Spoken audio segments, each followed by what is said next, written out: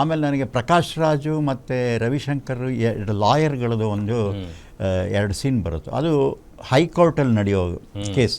ಅದನ್ನು ಕನ್ನಡನೇ ಮಾತಾಡಿಸಿದ್ದೀನಿ ಪೂರ. ಯಾಕೆಂದರೆ ಹೈಕೋರ್ಟಲ್ಲಿ ತುಳು ಮಾತಾಡೋದಕ್ಕಾಗಲಿ ಬೇರೆ ಭಾಷೆ ಮಾತಾಡೋಕ್ಕಾಗಲ್ಲ, ಕನ್ನಡನೇ ಆರ್ಗ್ಯೂ ಮಾಡಬೇಕು.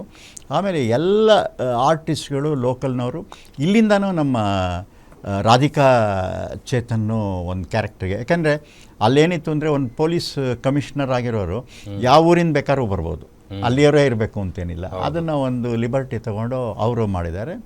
ಆಮೇಲಿಂದ ಮ್ಯೂಸಿಕ್ಕು ಅಲ್ಲಿಯವ್ರನ್ನೇ ತಗೊಂಡೆ. ಏಕೆಂದರೆ ಆ ಒಂದು ಟೋನ್ ಒಂದೇ ಇರುತ್ತೆ ಆಯಾ ಸ್ಟೇಟ್ಗೆ, ಆಯಾ ಸಿಟಿಗೆ. ಹೌದು, ಅಲ್ಲಿ ತುಳುನಾಡಿನ ಒಂದು ರಿದಮ್ಮು, ಅದ್ರ ತುಂಬ ಡಿಫ್ರೆಂಟ್ ರಿದಮ್ಮು. ಆ ಮ್ಯೂಸಿಕಲ್ ಸ್ಕೋರ್ ಎಲ್ಲ ಅಲ್ಲಿದೆ ತಗೊಂಡು, ಅದಕ್ಕೆ ನಾನು ಮಣಿಕಾಂತ್ ಕದ್ರಿ ಅವ್ರನ್ನ ತಗೊಂಡೆ.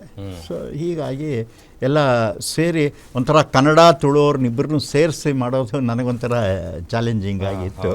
ಸೊ ಅದು ಆರ್ಟ್ ಅನ್ನೋದ್ರಲ್ಲಿ ಯಾವುದು ಭೇದ ಭಾವ ಇಲ್ಲ, they are all one. And ಭಾಳ ಚೆನ್ನಾಗಿ ಅದು ನಾವು ಶೂಟ್ ಮಾಡುವಾಗ ಎಲ್ಲ 42 ಡಿಗ್ರೀಸ್ ಪ್ರಾಣ ಹೊರಟೋಯ್ತು 42 ಡಿಗ್ರೀಸ್ನಲ್ಲಿ.